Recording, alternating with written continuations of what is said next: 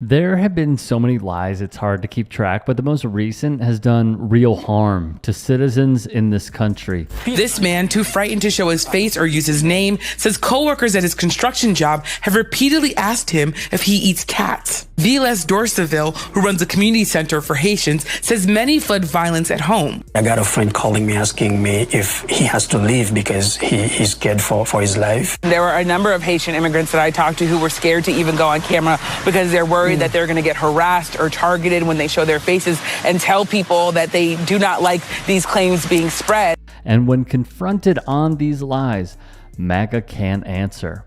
Donald Trump said that people are eating cats and dogs in Ohio. Why are you changing the subject? Because I want to. Debating Kamala Harris right No, now. I just want to know.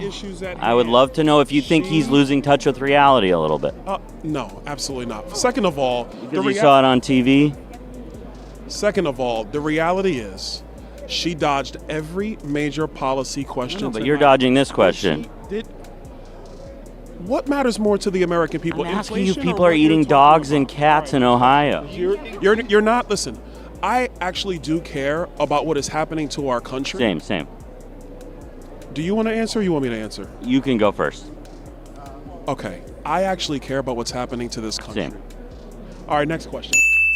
Thus, they run scared. Kudos to the good liars for checking them. But the president's made clear that he's not interested in continuing to build the one mile, one stretch at a time. He wants to build the wall by getting the money now, just like the president was very clear about for the last year leading up to this funding fight. But he hasn't let's cut received through this. the Right $5 now, billion. as we speak, there is a surge of illegal immigration heading towards our country that presents a national crisis now. Not a month from now, not a year from now, right now. And this president took an oath, like every lawmaker in Congress, to defend the citizens of this country. How many more innocent people have to die in pursuit of an open borders agenda? Calm down a minute. We don't have to yell. One of the kings of awkward republicanism is this guy, an avowed white nationalist, Stephen Miller. What were your thoughts on the debate, and what are your thoughts on Democrats saying that Republicans are weird? It was a tremendous victory for President Trump. It was an incredible night. Victory on immigration, victory on the economy, victory on inflation, victory on Afghanistan, victory on Ukraine. Really an incredible night for President Trump, where he laid out his vision to the American people and really made her own the record of the last 3.5 years. You evaded the weird question. No, don't want to harp on the weird thing, because a lot of people have called you weird before. And harping on it right now. But even before Tim Walz said it, like a lot of people have been calling you weird. Nothing's weirder than How do you respond to that? People saying that you make them a little uncomfortable, and that people kind of get uneasy when they're around you. Nothing's weirder than giving tampons to boys, as Tim Walz did. That's actually not true. That it was fact checked. That's actually not true. Anyway, so that's not true. We fact checked it, and he does make people very uncomfortable, and I was very uncomfortable when I talked to him. The good liars note this as well in the spin room from the debate between Kamala Harris and Donald Trump. Kristi Noem speaking out in her first TV interview about fatally shooting her dog because she says the animal was untrainable. Many say the revelation torpedoed her chances of being Donald Trump's running mate, but Noem is calling the controversy fake news. Kristi Noem is hitting back at the firestorm raging over her shooting her dog to death. She attacked me, and it was a hard decision. The South Dakota governor tells Sean Hannity she had to put her dog Cricket down after the animal ate the neighbor's chickens and tried to bite her. And I had a choice between keeping my small children and other people safe or a dangerous animal, and I chose the safety of my children. Noem first made the revelation in her new autobiography, No Going Back. She said that, quote, "I hated that dog." As you can imagine, this has caused quite a backlash. Noem, however, is sticking by this, defending herself, writing over the weekend, "I can understand why some people are upset about a 20-year-old story of Cricket, one of the working dogs on our ranch." She said that her book is filled with many honest stories of my life, good and bad days, challenges, painful decisions, and lessons learned. Keep this in mind because Davram Stiefler is about to conduct an interview with the South Dakota governor. What did you think about the debate? Well, we still don't know what Kamala Harris would do if she was given the opportunity to be president. That's But what I think it was is a so fierce interesting debate, for though, her. right? No, it wasn't. Would you say it was a dogfight? I would say that the president President Trump did a fantastic job taking on 3 people at one time. Do you think either of them was put down by the other? Oh, I don't know. I wasn't worried about that. I'm worried about the American people and if they're going to find out who Kamala Harris really is. But if either of them were put out of their misery on the debate stage, which one was it? Strange phrase. Sorry, I guess I was just wondering if you killed that dog. What are you talking about? Did you kill the dog? Oh my gosh, you're crazy. It has been so hard to get answers to any questions here. Sir, you're on the cord there. And she would, like many others, dodge it. We're going to walk down to the Capitol. Some hear his words as a call to action. You'll never take back our country with weakness. You have to show strength and you have to be strong.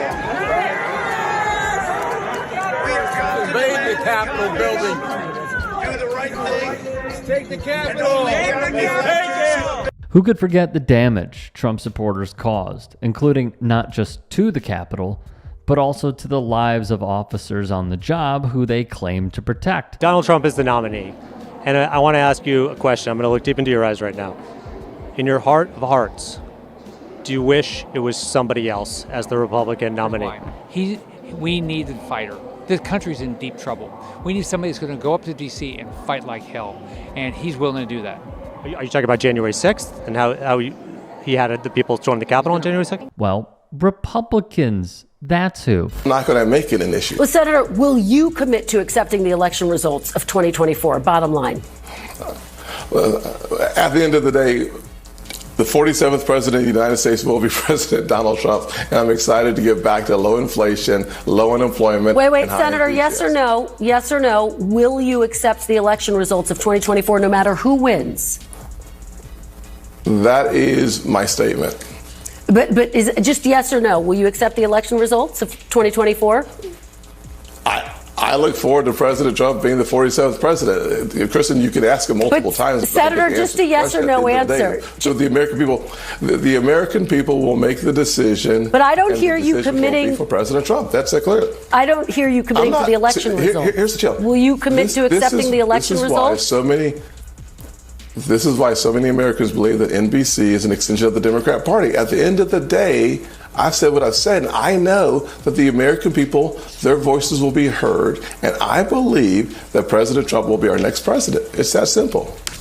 But, Senators, you know, the hallmark of our democracy is that both candidates agree to a peaceful transfer of power. One of the most pathetic men in Congress, Senator Tim Scott of South Carolina, knows they will not accept another loss, thus he cannot say it. What do you think of the debate? The 3-on-1 assault, President Trump did a really good job. Bottom line is simply this. Kamala Harris has had 3 years to do anything that she said she was going to do.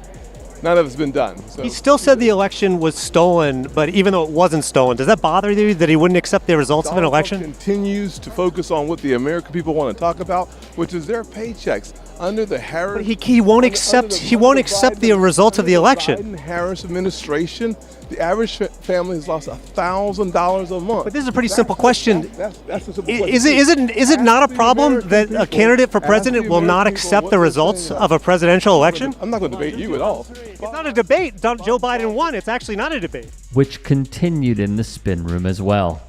Hey, I appreciate you watching.